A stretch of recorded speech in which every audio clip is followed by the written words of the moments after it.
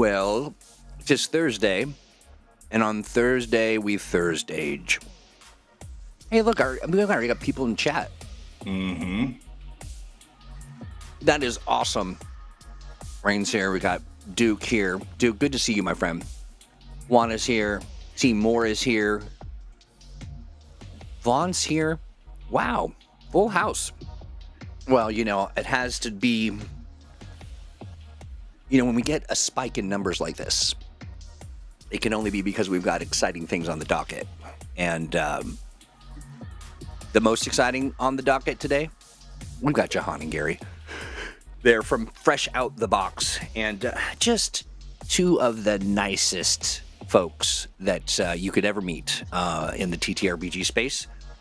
Great friends, fun to collaborate with, always good for a laugh, and also always good for covering Green Ronin stuff. Let me introduce these two properly. Look at that. Hey guys.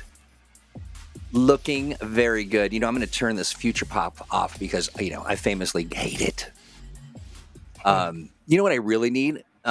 Before we jumped on, Gary, you mentioned that and I'll give you both an opportunity to sort of talk about yourself and share a little bit of your background, but you were a rapper, or you were in a rap band. This is true. I've done a lot of things throughout my life, Troy. I always wanted to be in the talent show. I didn't care if I was hosting it or if I was doing a comedy bit. And along the way, I found some friends. We got into the Houston 48-Hour Film Festival when we were still like sophomores in high school. Oh, wow. And so we always had a camera. We were always writing and filming stuff. And so we started a comedy rap band on the side. First, we did a music video called Fat Funk Drizzle. Fat is in P-H-A-T? That's right, P-H-A-T. One would presume, yeah. And after a few months, we thought that was so funny, we decided to make Von Fat. And so Fat Funk Drizzle was the front man of Von Fat, and then we had a whole rap band around him. There was DJ Roboto. So DJ Roboto always rapped like this, and that was my friend Jason. Cool. And then there was Six Pac, and Six Pac always yelled like a beastie boy, and that was my friend Ben. And then I was MC CDG because they needed somebody who could scream. And so it was like a scream. So you were like the screamo rapper. Yep. So we had all these different silly rappers. And I bring it up. Gary, because we need a ThursdAGE theme song, and so noodle on something and see if anything should work. Just kind of come together before the end of the program. Hey, I would love to put you together with our music guy. Jahan's younger brother Kian is a musician. He's actually moving out to LA for his LA run here in the next couple of days, and he did our music for our channel. He did our music. That song is burnt into my mind forever because I sometimes I'll turn on your stream as I'm doing some work in the evening and that'll play for a while as you're warming up the stream. But let's talk about this. First of all, Jahan, talk to us about you, your life, what you do, and Gary, you the same as far as just in the context of fresh out the box, and then we got to talk numbers because that was awesome when we talked about that earlier. But one of you. Yeah. I'm Jahan, also known as Jahan. I'm a full-time, I'm the all-time DM. I've been playing Dungeons and Dragons since I was 12, but TTRPGing ever since. We started this channel so that we could play every TTRPG we can, and we've been pretty successful in playing a lot of them. And we're really happy that we found Age, because Age is one of the best around. But I mean, in my personal life, I'm a CAD drafter for a civil engineering company, former 3D printing professional. And before that, I was a restaurant industry veteran. Oh yeah, so you've gone through the flames, literally. Yeah. Awesome. This whole hand was in the deep fryer. The whole hand was? The whole thing. Wow. That sounds tasty. It does not really sound that delicious, but dangerous for sure. Gross, Gary. It's like chicken fingers, except Jahan fingers. Jahan fingers with ranch. And then Gary, you got a phenomenal sort of. You were a very textured person with a lot of experience in history. Yeah, jack of all trades. Like I said, in high school, right? I always wanted to be the guy on stage. I was on the improv comedy team doing comedy rep. Put me in front of a camera. Let's do something. And then I was like, well, let's have a real career. So instead, I went to police academy, became a police officer, did that for a few years, became a human trafficking detective over 11 counties in Houston, and worked hundreds and thousands of cases, not hundreds of thousands, but hundreds and thousands of cases for missing kids and human trafficking. And after a while, we started doing fatality investigations, and that was enough for me. After like 6 months of that, I started getting a case of bad brain. I left it all behind. I moved away from Houston. I moved to the mountains in northern New Mexico for a full escape. Went from an 8 million person town to a 5,000 person town, and started focusing on comedy and streaming again. Jahan and I have been doing this for 2 years. We have almost 1,000 hours of streamed content together. I love that.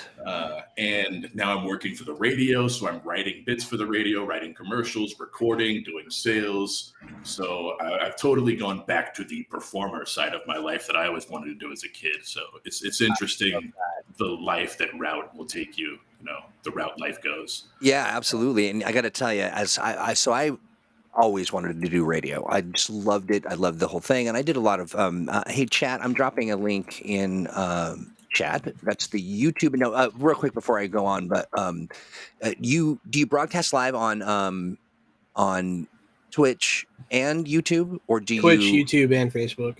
Nice. Okay, good. Yeah, so we want to make sure folks are following you. And of course, it's at RockFact and at CasualtyCDG on Twitter, right? Correct. Yeah. Correct.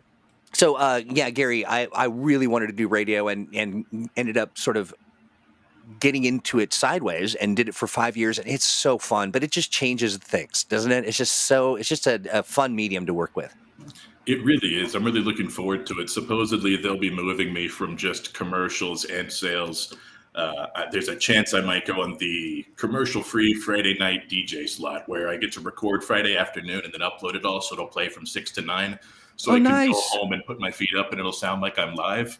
So that's great. I'm looking forward to that opportunity. So I'm loving it, man. Well, you have to keep us posted. What I love too about modern radio is that it's everywhere. You can listen to any radio station anywhere. But I live in a small town, like I said, and so the media here is strange. People read the newspaper and listen to the radio here. It's this town is still sort of in the 90s or 70s sometimes. So I like that about the town, but it is strange.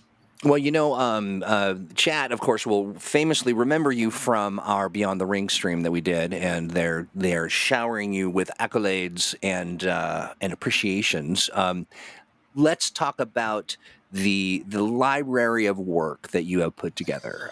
All the streams, all the stuff. I'm very confident in being there on the list with some of our our compatriots in other companies, because we're a third of your schedule. Is that right? Yes, that's something I didn't realize until today. I was going through the numbers and I realized that we have currently streamed 750 hours. I mean, give or take a little bit, right? Ballpark numbers, 750 hours. And 270 of those are age. So, I mean, right exactly at 1/3 of what we do. I love that. Yeah, that's phenomenal. And you do, so give us the whole depth and breadth of what you offer over on Fresh Out the Box. Yeah, we do. We were doing 3 days a week. Right now we're at 2. Right now we're doing Thursday and Friday, 8 Central Standard to 11 at night. And we're doing ThursdAGE, of course, with our Fantasy Age second edition. We're using the second edition book to do our second Fantasy Age campaign right now. That one's very fun. So this is season 2, am I right? Season 2. Correct. Okay.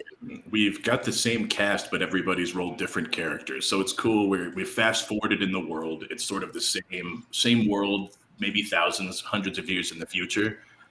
with everybody kind of mixed up. So now I'm playing a dwarven crossbow assassin instead of an elven diplomat. So I'm excited for this new game. That is awesome. No, tell me real quick. Do we want to do a shout out for the cast? Yeah, the cast right now is sitting at Gary, of course, our friend Corbinian, who is Electric Met SR on Twitch, also a TTRPG streamer. And then our friend Aaron over at Adventure Slaying Productions. They currently have a Game Found campaign going on for their original fantasy game, New of Arden. And then my little brother, Kian, who is a musician. You can find him on Spotify. I believe just simply at Kian, which is Kiy.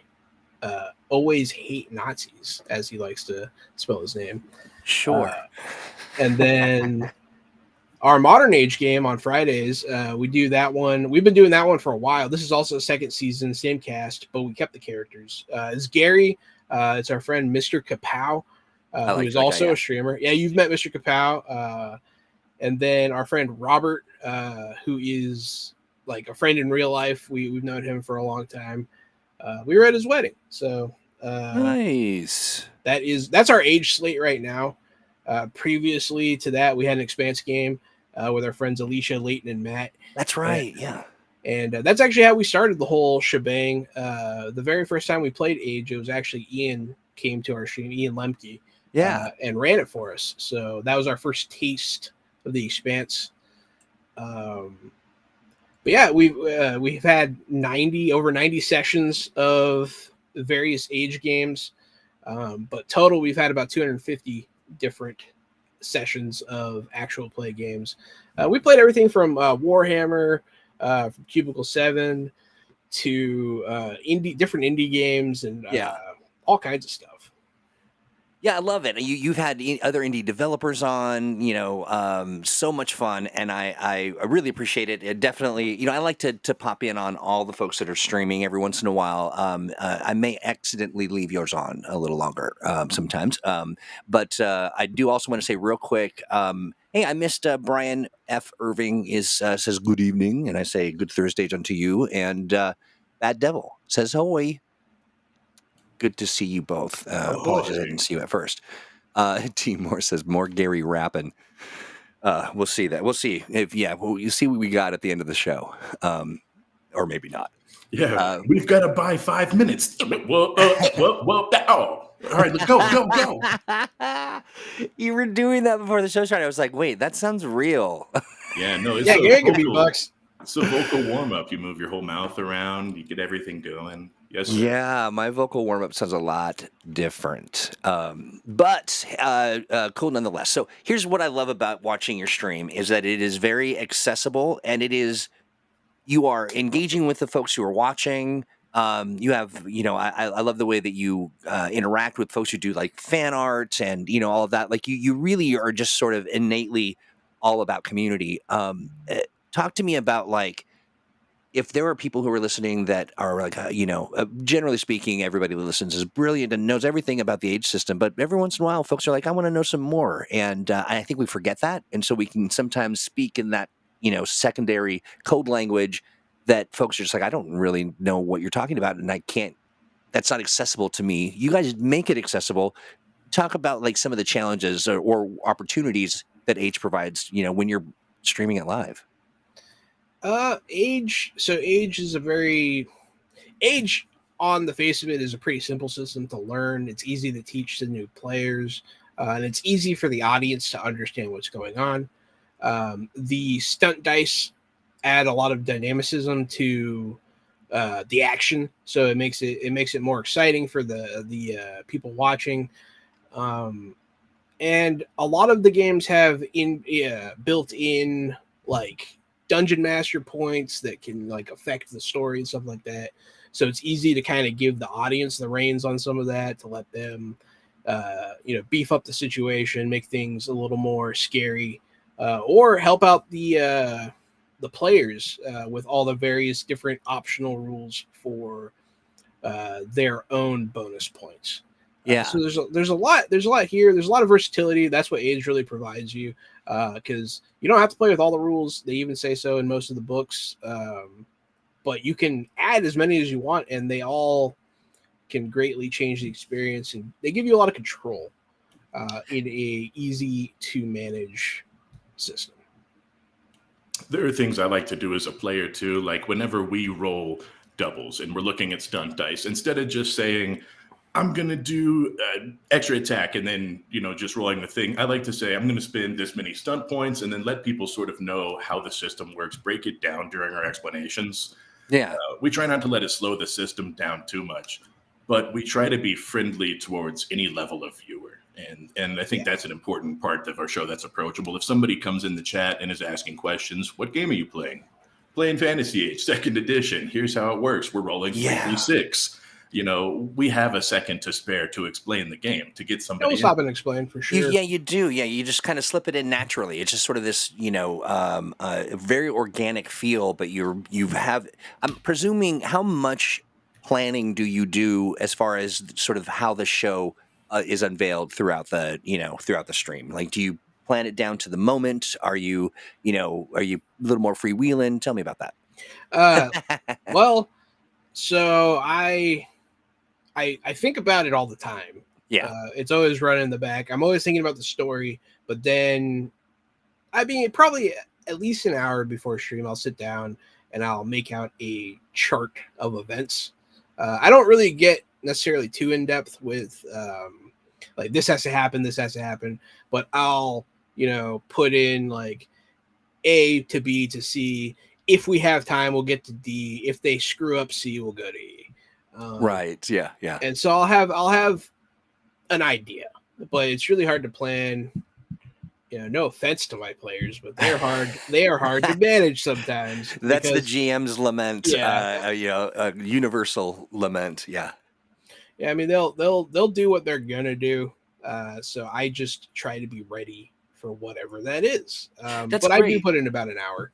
Yeah. So talk to me about, everybody. You're always preparing for these things, right? I mean, you can be at work doing stuff and in the back of your mind, or even at the forefront as you're sort of, moving through the day, plotting and thinking about ways to be prepared for your players, but also to really entertain them and surprise them and get them engaged in stuff. Have you found that it's gotten easier or harder? I mean, you've been playing with these folks for some time now, that they might pick up on all your tricks.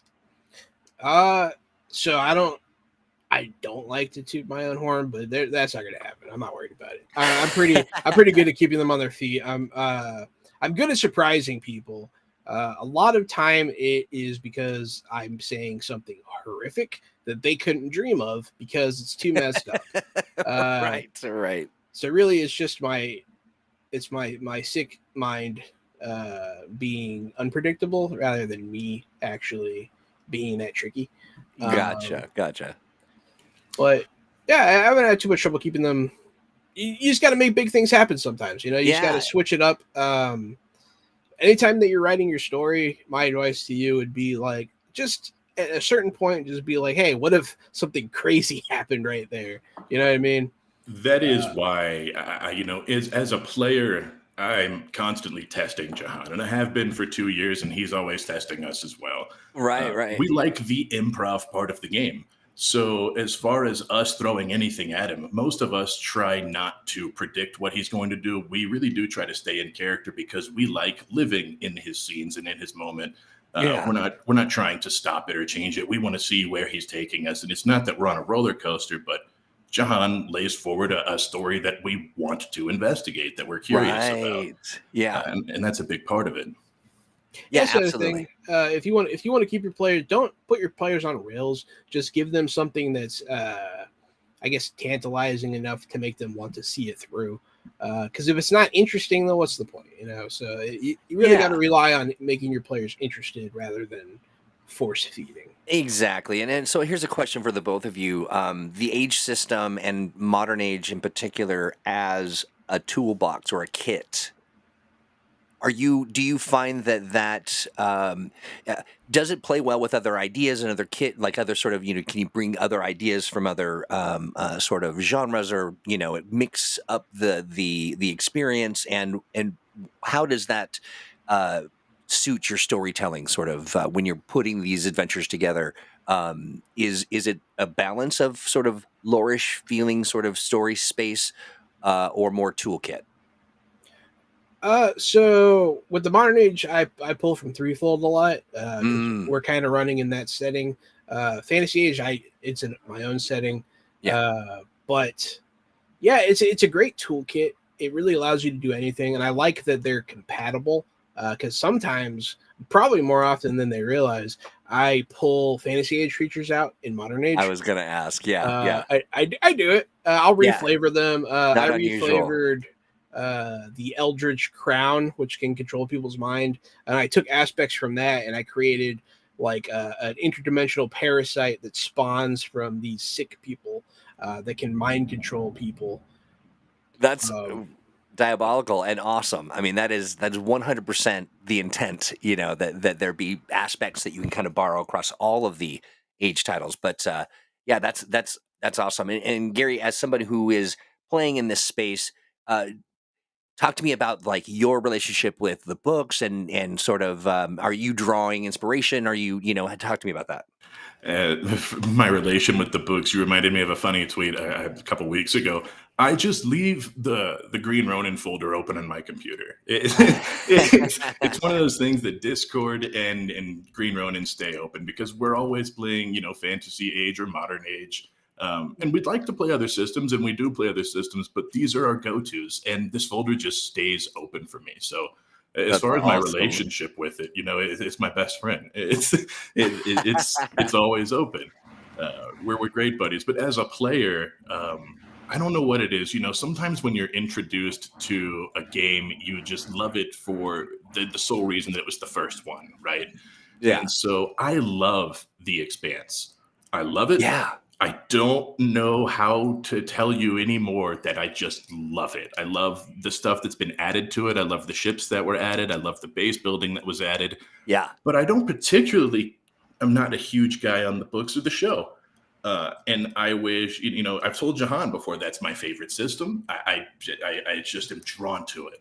Um, Modern Age I like Modern Age. We play Modern Age all the time. Yeah. There are a ton of options in Modern Age, and there are Yeah. so many options at this point that I would almost like to see a condensed compendium of Modern Age. Sure. And I don't know if that's something in y'all's. I know that Fantasy Age 2 has just come out, so I wouldn't be surprised here in the next 3 years, 5 years to see a Modern Age 2 or something like that. Well, And so that's question something for I would you look forward to. do you see that are you saying that the options because it just spans such a period of, time, some That's right. It's been so many years that versus having two PDFs open. yeah. I'm telling Jahan to open, the fifth book, and then Corbinian, Electric Met CHR, is telling Jahan I'm working out of the second book, and so it's not a jab at the system because it's beautiful and it has so many options that I love it. It's just a jab at how many tabs I have to have open at this point. I just like to see a condensed compendium. Right.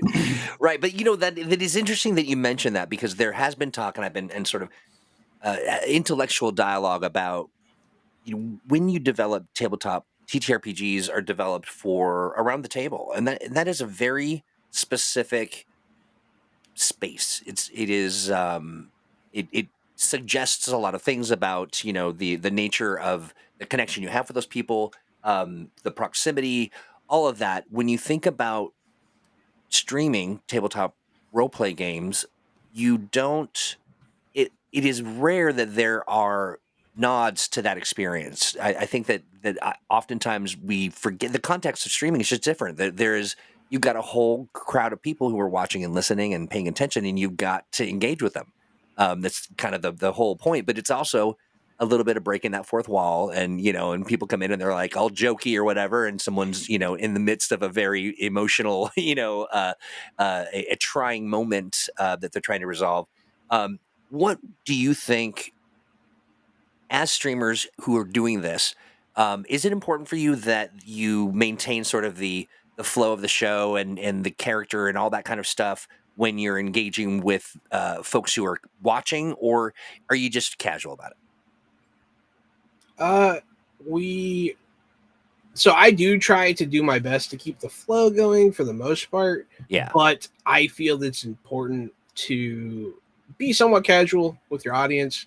Sure. Set the boundaries you need to set, but they're not running it, but make sure that they feel heard, seen, and that you're interacting with them, because that's kind of the point. I mean, if I wanted to just sit there and like just watch people play a game, I'd go watch like Critical Role or something. You know what I mean? Like, because they're not going to talk to me. But in my mind, the people in the channel, while they're not at the table, they're in the house. They're in That's the room. right. Yeah. And we don't have a spot for them at the table right now, and that's okay. But that's why our channel has Boon and Doom points. So we greet people as they come in. Hey, what's up, Eric? How are you? Hey, what's up, Ty? So we'll take a moment to say hello to everybody. I think that's important, that people come in and they feel recognized as part of the community. You're here. We see you. Hello, what's up? And if we don't say it, we'll type it, because Jahan and I both have eyes on the chat. I was going to say, I oftentimes see you and the rest of the cast in the chat. And laughing at some of the jokes, or just sort of rolling through. A big moment happens on stream, and they are reacting, and you engage with that, which is super fun. Yes, it gives us a chance to laugh at the jokes they're making without pausing the stream to laugh at the jokes. We can all laugh in a chat together on the side, and stay sort of in character and focused, and have Jahan guiding us along. Not to say I don't try to, I will always try to derail us, and never on purpose. So Jahan has to reel me in. And if you've ever listened to our podcast, our poor friend Drew has to reel Jahan and I both in constantly. So that's because I'm not running a good game, so I'm kind of free, because I'm more naturally like Gary. The way I act on a stream is because I have like responsibilities and that kind of thing. But, Sundance Kid says, these guys are great. Love when they say hi to me. What's up, Sundance Kid? That's sweet. We're saying hi right now. How to do? How you do? I'm going to guess it's Avenging Penguin. No. Sundance Kid from Twitch. Oh, it is on Twitch. That means it's not Penguin. It's not Penguin. Yeah. Damn. But yeah, I mean, it's important to engage with them, and also like off screen, we engage with our viewers, because we're all in a Discord together. That's kind of why it's so casual. We're very casual there. Yeah. And we've even gone as far as like we've had some of them on the cast before. We've had people that viewed that we played with. Vampire Bites was one of our early adopters, and we've played with them several times on their stream and on our own. So for Aaron and Ty, we had them on for interviews because they were developing an indie TTRPG, and then they became our friends and became players. So we meet the community all sorts of different ways. That's one of the things. I mean, that is a great joy of watching you interact with folks and do what you do, because you're making friends and connecting with folks, and that's what this is really at its core all about, right? So back on that subject of sort of tools for streamers, what are some things that, I mean, do you ever think about, oh gosh, maybe we should have this, or I wish we, there was a component of this adventure or these rules that supported streaming in this way? I would say I have just a strange one before, Jahan, you get into mechanics, because Jahan's more of a mechanics guy. But I would say as a streamer, an important thing is not everybody's staring at the screen the whole time. Not everybody's staring at their phone. So an important tool as a streamer, simply say the number of the rolls out loud. Have the player say the number of their roll, or somebody say it's an 18. So at least whenever we go, wow, and there's just this kind of silence afterwards, the viewer knows what we're wowing or what we're waiting for. Sure. I think that's a simple tool. And while it's not directly related to age, it's something you should have in your repertoire. I think it's great advice, because, one thing that happens as well is you will see something and will make you laugh, and there will be something hilarious, and then people will forget to go, okay, here's what just happened, But yeah, so Jahan, do you have some thoughts on sort of creating resources or supporting streams with, actual development tools specific to age? I mean, you guys do have some BTT stuff, but we do a lot of theater of the mind kind of thing. So I don't do a lot of the grid work, because that's a lot of work. Right. But as far as streaming support goes, things like the cards help. Quick references help.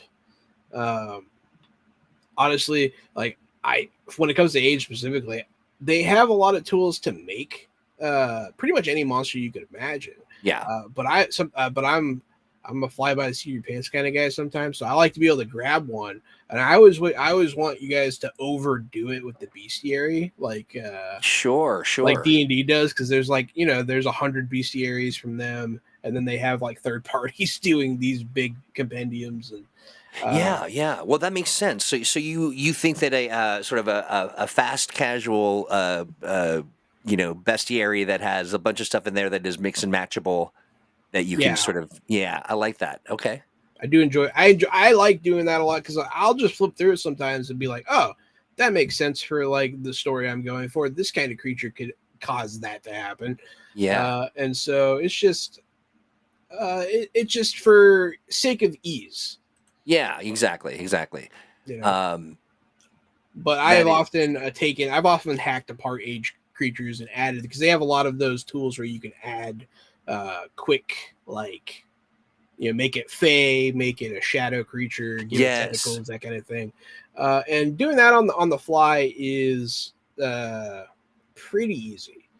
Yeah. I mean, because you start to develop these sort of next level skills as a GM, right? I mean, you sort of being able to just sort of integrate something in with the quickness where when you began, you wouldn't even think of that, like, wouldn't even dare sort of add a last minute sort of wrinkle to the deal, but you kind of have to do that as you get better, right?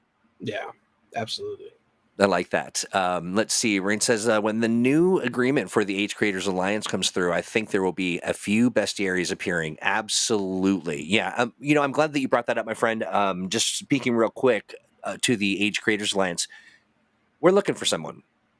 The someone that we're looking for is someone that will have a talent and an ease for, I'll say, transmogrifying, whatever that means, a PDF into another format that is usable by people who may be utilizing a different software program. We've talked about this a lot. People share that that it's important to them, and when we sat down to look at it, we're just like, wow, okay, we need to talk to some people who know the thing. So if you know the thing, and you know what I'm talking about, send a note to let's play at greenronin.com. It is an endeavor that comes with some coin. Yeah, so if that's you, let's play greenronin.com. Let's talk about that. And so the Age Creators Alliance is just about to be refreshed, rebooted. I wouldn't say rebooted, but it will definitely be. We've got lots of great stuff. We're adding Blue Rose, and we're adding Cthulhu Awakens. So those will be in the Age Creators Alliance, so people can create content or publish their own adventures and adventure supplement stuff over at TTRPG. That's super exciting. And the other thing is, let's see, we are. And so what we're going to do is bring folks. We're going to have a meeting. We're going to have a Zoom call, share a link with people who don't necessarily, not everybody loves a Zoom call. I barely love them. And the Cthulhu Thorium. Ooh, that came right off the tongue, Duke. But we're going to review. H's. We're going to talk about the new rules governing sort of how much content you can use and the changes that we've made, get everybody's sort of feeling on how that's working, make sure that it, kind of is understandable. And then we're going to launch the new program and it, we've got tons of people who are interested. I appreciate everybody who's kind of been waiting. We just got all the pieces in place and now we're just ready to do it. So we're going to expect to see, we'll invite you to as well, because we'd love to make sure you know what's cooking in the world. But that program will be, a wealth of opportunities for people to create those cards and things. I believe cards are covered. Maybe I'm talking, we'll see. We'll learn together. Yeah, I do remember you guys talking about adding the ability to make like tools and peripheral yes. Yeah. Which is very cool. Yeah, especially when you think about the depth and breadth of, like modern age. There's a lot of opportunity there to kind of help folks out. So speaking to in thinking about what you may have in the past done a lot to prepare for a stream. I have a feeling now you have mastered some of that, and it's kind of second nature. Let's give some folks some ideas about streaming and how tabletop role-playing games work in that environment, and some words to the wise. I can't speak for everybody, right? But I can tell you that when we we started, I would have terrible anxiety. I would be beating my knee, I would be sweating, and there would be days I would just straight up not be looking forward to streaming. My stomach would hurt, but I enjoy playing. I enjoyed the game, so I would sit there and like rationalize with myself, like, why do I feel this way? It's because there's people, and at some point, I don't know if it's 30 or 50 or 60 or 70 episodes in, but at some point it does go away. It just stops happening. So if you're streaming and you're nervous about it and you're anxious, that's fine. You will be, and you'll continue to be. Just keep doing the reps, man. Just keep streaming. Find yourself at least one partner. Jahan and I, we're going to be here every week. We're going to do something. We're going to try to do something for you every week. We're going to try to produce something. And so if you have someone else to keep you sort of at the helm, somebody you can trust that also wants to put in the work, and it's someone that's a friend, and it's real. That's one of the things that, you can't teach is it's real. Do you really like tabletop role-playing games? Do you really want to play them? It's not an instant get-rich scheme. It's not, Yeah. You got to be real. Is this really what you want to do? Is it really what your friend wants to do? If your friend wants to play video games and you want to do tabletop streams, eventually they're going to bail on you to play video games. And that's okay. Just make sure that what you're doing is real and who you're doing it with is real. And the anxiety would go away and everything would get easier. Absolutely, yeah. I mean, very well said. Very well said. Thoughts, Jahan? Yeah, I agree. Well, from just like you're not speaking from a technical standpoint, I'll talk about some of that stuff for sure, because I do a lot of the production side of things. But yeah. I mean, it can be. I mean, all of it, I think. Yeah, it could be daunting, especially when you're first starting. But yeah, I agree with what Gary said. I still get nervous because I have anxiety. I think there's always going to be a level of that for sure. But it does get much, much better. I used to be like soaked. I used to be soaked before stream. I'd just be all wet. I was all nervous, and like people are going to hate on your stuff. But they're not the people you want to watch you. So don't worry about it. Like just let it roll off. You can ban them, just ban them and move on. It's not a big deal. Immediately ban and block. Don't engage. Just ban, block, and go. That's right. Yeah. You don't even really have to acknowledge them. Just boot them out. And the sooner you get some decent, like some good viewers that like you and you can trust them, you can get moderators and that kind of thing, and it helps. But yeah. My advice, so we started all this during COVID. Like I lost my job, I was unemployed, I was depressed. I almost died. Gary almost died. Yeah, it was. I was on a ventilator for like 9 days. It was a whole thing because of COVID, or yes. Oh my gosh, crazy. Gary, it was the September before it got announced. I was still doing trafficking stuff, so I was in and out of all these different hospitals. So you were one of the early folks that caught it. They said it was unknown pneumonia, and they scooped my lungs, and they started hemorrhaging, and I got put in sleep through. It was a whole thing. I have, like I said, I've had a life, man. I'm just glad I'm here now. Me too. I am. And I don't want to derail things, but I also want to say, it's for me a hopeful moment when I'm talking to my friends and they share something about sort of what the load that they're carrying, and to see what you both do and the fun that you have, the kindness that you share with people, the enthusiasm and authenticity, is really. I think people just need to remember that you don't know what people are going through, and the most cheery person in the world, I think is not people need to realize that people are doing their level best to do a thing, and you two are just phenomenal. I mean, I can't imagine why people would come along and hate on you. I've not seen that myself. I wouldn't suffer it. But yeah, I mean, I thank you for sharing that as well, Gary. It's good to know those things, because then it's an opportunity for me to go, okay, I can do this. I can do thing, Oh, yeah. Thank you. Thank you, everybody, for the love. I appreciate it. Absolutely. Gary did almost. I forgot that you almost died. But yeah, COVID happened. And then like we were like, hey man, like I need TTRPGs. I need them. Like we need them. Yeah. That's the thing. Like we didn't do this to get rich quick. This is the wrong thing to do to get rich quick. It doesn't work. So like if I don't play a TTRPG in a week, like it's a bad week to me. Like if you're right. if you feel like that, if you need to consistently get this outlet going, this could be something you want to do. Don't be, my advice to you is just do it. Just do it. Same thing to people that are like thinking about DMing. Like just do it. There's nothing wrong. Like 100%. Don't be afraid to email TTRPG companies. Don't be afraid to reach out. Don't think that you're too small. There are guys and girls that work there. There are departments that work there and people that are dedicated to sharing the game and making sure that you can at least get a starter kit or something for you and your friends.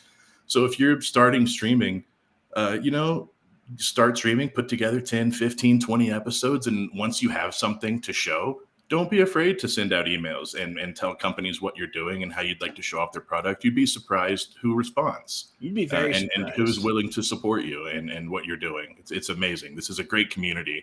And there's, like I said, there are literally people who work at these companies whose job is to help you play the games. Yeah. That's something that was a huge thing for us that we didn't realize was going to be a thing. Like we had like 30 followers when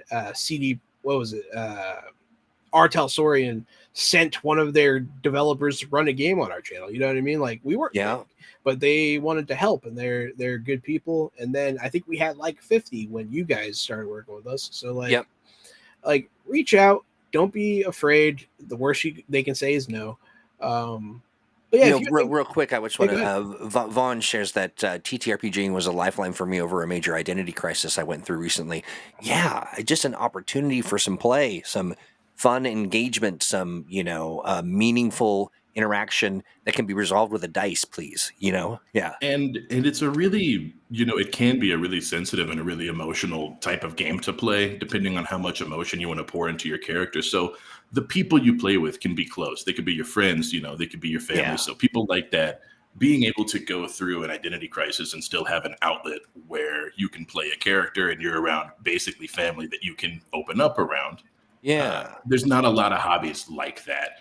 Even when you're playing video games, you're by yourself on the couch and it's not quite as, you can't really open up as much as you can at a TTRPG table. I don't know what it is. It's something about the hobby that I love. It's very therapeutic for sure. It's personal. Yeah. And when you get that moment of comfort where you feel like I can just ham it up and do and RP this, and have some fun and really get into my character, there's nothing like it. I could do a stupid voice and nobody's going to judge me. And I can make a mistake and nobody's going to dwell on it. It's a really safe space to be able to goof off. Well, like with a lot of outlets, I feel like it's a way that you can put part of yourself out there. Yeah. In a lower risk way. So that, and then when people don't reject that part of you, like you feel better, like it's like, oh, okay. Like it's okay if I'm a little crazy. Like that's fine. Like people vibe. We're all a little crazy for sure. But I love what you were saying about don't be afraid to reach out to TTRPG developers. Absolutely. And it's not, there are artful ways to reach out to folks, but there are also just be authentic, and say, I'm not quite sure what I'm doing, or we want to stream, and this is, can we talk about this? And, I will tell you that people in my line of work, we talked to hundreds of people who are excited about stuff and want to, and each of them addressing each of them in sort of in their niche and looking to support them. But all you got to do is ask. So very much so. And I can speak, like we can speak personally to like how Green Ronins helped us. You guys, like we were small when we started working together, and you tested the waters with us. You gave us books and content and giveaways and all kinds. So you introduced us to people. So like, yeah, absolutely. Reach out to Green Ronin. They're great. What did it I have a lot of space for different characters and kinds of people in the world, and some personalities and all of that. But it's for me always authenticity. People who really love what it is that they're doing, and maybe they just love the streaming aspect of it, or they just love getting into tabletop role playing games. They don't have to be playing an age game. I'd like them to. I'm happy to slip them one. But ultimately, it's just about being a real human being and engaging. You don't have to be super pro. Sometimes that gets a little exhausting if people are like, "Oh, dear sir," and they're very formal. But yeah, no, absolutely. And then that, I mean, for that is for us and any of the other developers out there. They know people like you that are doing that thing. So just be authentic and make sure they see you. Yeah, we're not trying to be the best show that was ever produced. We're your friends at the table. Come hang out, you know. And you get better at the production stuff. Yeah. Yeah. I mean, like, yeah. You really get better at the production stuff. All that stuff comes. Like I've learned how to use OBS since we started. I learned Canva to make graphics. I learned how to use YouTube and create pages and all this and that. And it's all fine, but don't wait to learn all that stuff before you start. You know what I mean? Just Agreed. Start. Like I started on a $500 laptop that I had bought for school. And our streams weren't the best quality, but it got people watching. Some of the people that watched those terrible sound quality streams. Oh, brother. I mean, they still follow early us. stream, that's right. That's right. Our early streams, I could not get the sound down. I tried, and I just, but you do get better at it for sure. Temp says tabletop role playing games are something special to me. I agree, my friend. I agree, and I think that people who love to sit around and kind of talk about them and talk about the art of it all are special people as well. I'm really, just humans with some depth and some very interesting experiences in the RPG space. Now, talk to me about this storyline that you guys are kind of unfolding in either stream. Some moments that stick out to you that you remember over the course of the last 2 years? I'd love to mention first the Modern Age stream. We have a pizza delivery guy who always wears a red hat named Max, a smart guy who studies artifacts named Virgil, and a big strong guy named Norman, which is, of course, those names are a reference to a 90s cartoon show, Mighty Max, and we all had the toys growing up. We found out we all had that in common.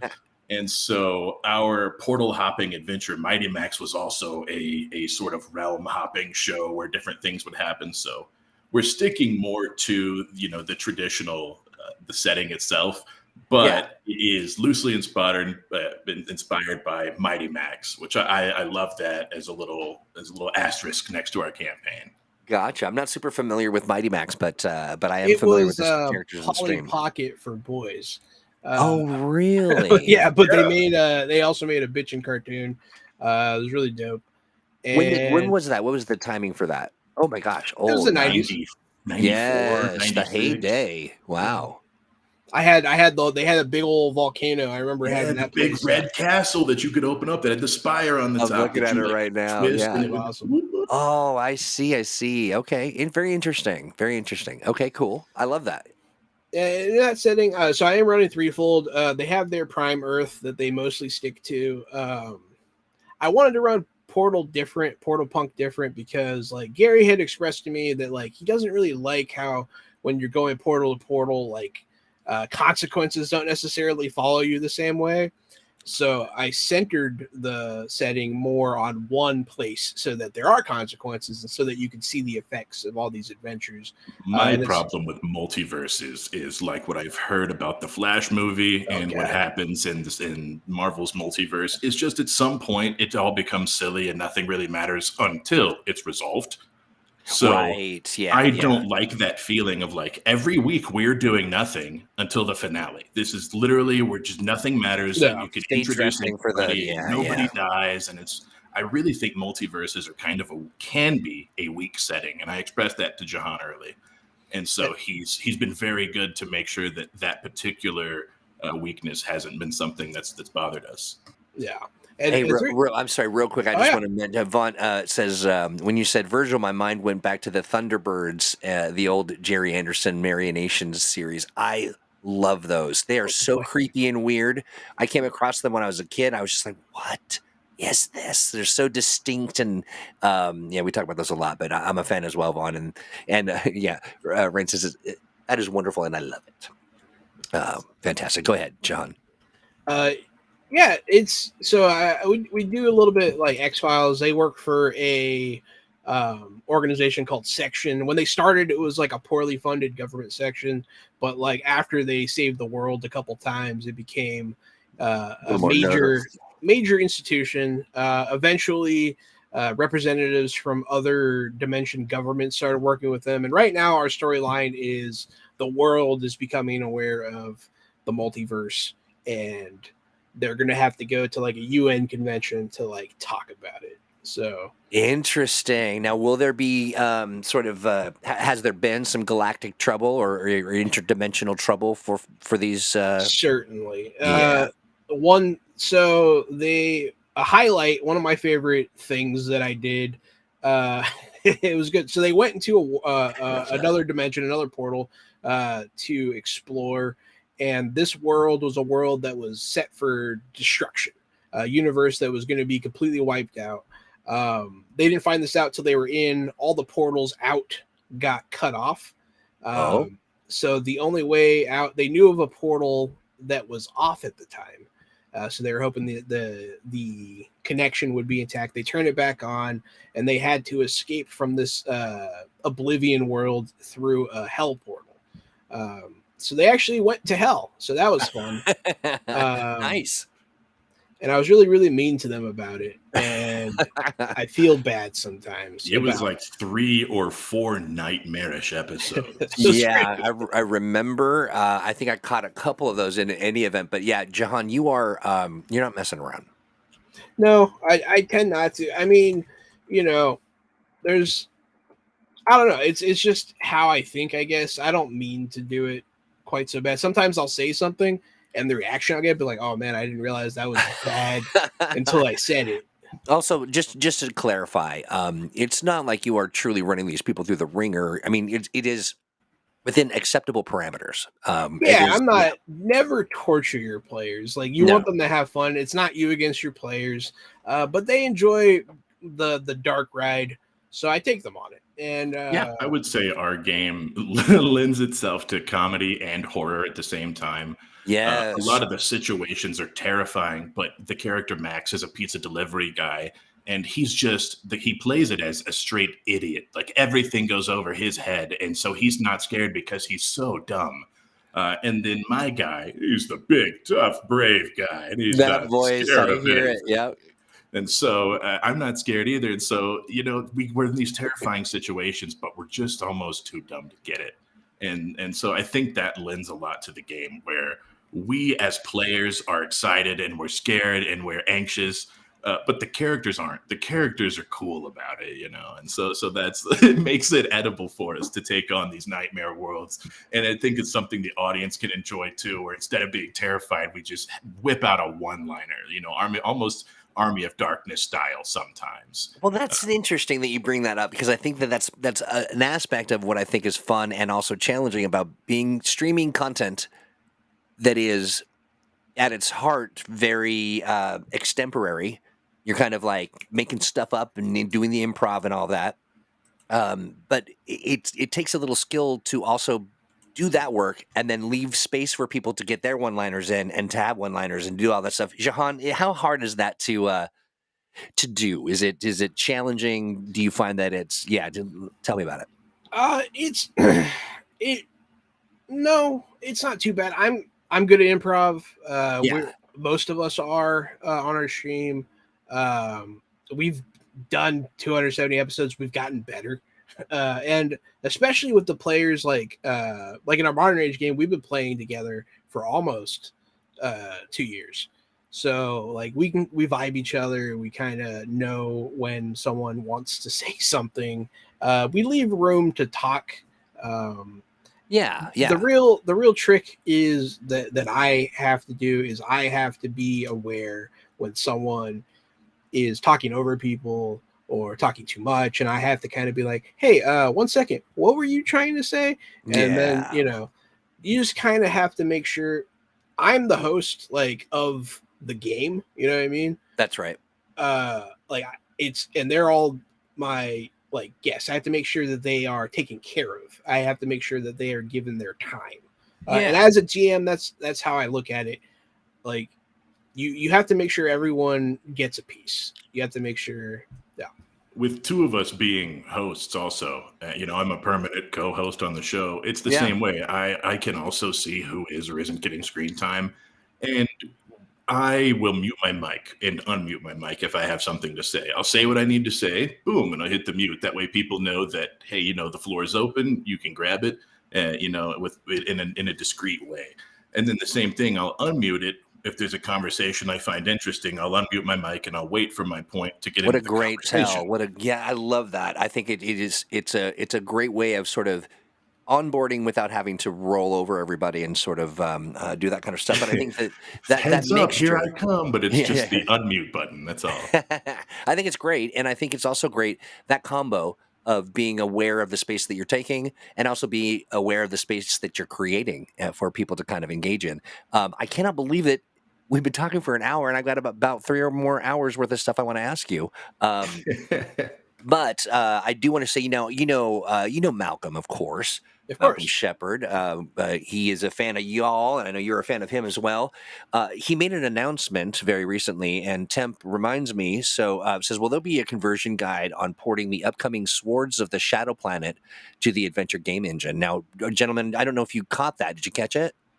What is Swords I'm gonna, of the I Shadow heard Planet, about Troy? it. I don't know much. I'm going to show you real quick. Oh, Troy. Let me share my screen. Something we're going to be playing, bro. Look, before you show me, I have been telling Jahan that I since I love the Expanse, I just want like fantasy space Expanse age. I want aliens, I want sci-fi, I want revolvers and laser swords. Yeah, I don't want to get people. Is that not? So how about myself? half of what you like, or what Okay. you're hoping for? I mean, well, so here's the thing: this isn't an age game. Now, Temp specifically asks, will there be a port of that over to the Adventure Game Engine? I know that people will ask for it. I will say that those things are decided when there's room in a person's brain and schedule and all of that. But we're in the business of creating things for people to play and enjoy. So not impossible, but who knows? What I can say is that Gary, you pretty much. I'm going to share the screen, but unfortunately, it will. Our overlay will fight with this real quick. Let me do this. I'm just going to turn that off for just a moment. Every time I come on your show, I call for a space opera age. Yeah, take a look at that. I don't know if you can see that artwork. Yep. It is. Yeah, I did see that. Yeah, it is. It is 100%. I mean, I just love this. This image is classic. It just reminds me of the pulp magazines that you'd get. My grandfather was a big collector of sort of those pulp mags, and this looks like he's got a little Thundar vibe. It's got I just love it. Like there's just one lizard like head. A set of miniatures I want to paint. Those heroes are awesome. Right? And the dire bear with almost the tattoos, the runes on it. Yeah. So we've Swords of the Shadow Planet is something that's we're working on. Malcolm is. Lots of great stuff. This is super fun. You will find that on the front page of greenoRonin.com. And let me put this overlay back so that we can see you. And we'll do this. Stop screen sharing. There we go. There you are. Ta-da. That's my favorite part. Is how much. Yeah, it's front page right now. There's a link in the chat to take you there. Gentlemen, it is at the top of the hour, and we are done for this particular show, but I'd love to have you back. Yeah, we'd love to be back. Oh, yeah. It's an honor to be on the show. We love being here, Troy. I'm a little surprised. I thought we had you on ThursdAGE before. We've been on other streams of yours, but not specifically this one. Yeah. Well, I'm glad to have you here on the main stage. I want to say a delight, wonderful human beings on and off camera, a true delight to collaborate with. So, folks, go hang out with them, see what they're doing, follow them.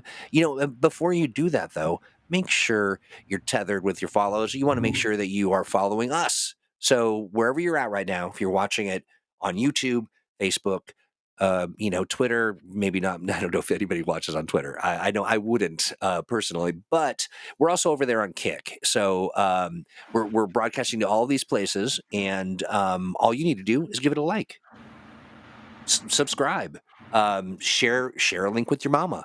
Whatever you like to do, post a response, give us a little, hey, I love this, or ask a question. This is, given that this program is all about the Adventure Game Engine, we got a lot of games and we've been posting a lot of stuff. And so there are often a lot of questions, and we're happy to kind of tackle those. And we'll do it with the developers who worked on the games that you love. So do that. Now, where can they find all of you? Like, do me a favor and kind of run down all your socials real fast. Yeah, I'm at RockFact on Twitter. Gary, you're at CasualtyCDG on Twitter. We are on twitch.tv/Jahananon. We are also on YouTube. I believe it's youtube.com/Fresh Out the Box TTRPG is the way you can get there. We are also on Facebook at Fresh Out the Box Official. And through all those links, you can find our Discord as well. And join our family. Come in. We are always, sometimes we paint miniatures with our audience. We sit there. People share their artwork in our Discord. We're always talking. We're always chatting. We're always talking about our interests and playing games together. So come join the fun. Did I miss anything, Gary? No, I don't have a lot to add, but as you know, we always celebrate ThursdAGE on our channel. So I know, Troy, you started ThursdAGE and you founded it, but we are happy to remind everyone to try to play their favorite age game, or at least watch someone else play theirs every ThursdAGE. And so we'll be on tonight, of course, like Jahan said, 8 Central, that's 7 Mountain Standard Time for those of us who live in the mountains like grizzly folk. So come by and watch us play Fantasy Age. We're playing the 2nd edition, and we're trying to explain it as we go and tell you guys what some of the new features are and really sort of show off what the system is about. So come check us out. And then, of course, tomorrow, Friday, that's TriDage. I made that one up, Troy. TriDage. It's an original Gary creation. So come by for TriDage and catch Mr. Kapow and Robert. Will be playing our terrifying modern age setting that we were talking about. So twitch.tv/Jahananon. You could always Google or Bing. I don't know why you would, but you could. Fresh Out the Box TTRPG. It will pop up. Nice. Well done, guys. Again, I love you. I love the work that you do. I'm awfully fond of just everything about you. And thank you for hanging out with us today. It was a pleasure. All righty, friends. All right, everyone. Hey, you know what? You want to tune in next Monday for Mutants and Masterminds Monday. We come to you every Monday to talk about superheroes and the best, the only superhero TTRPG on the market. Come by and say hi.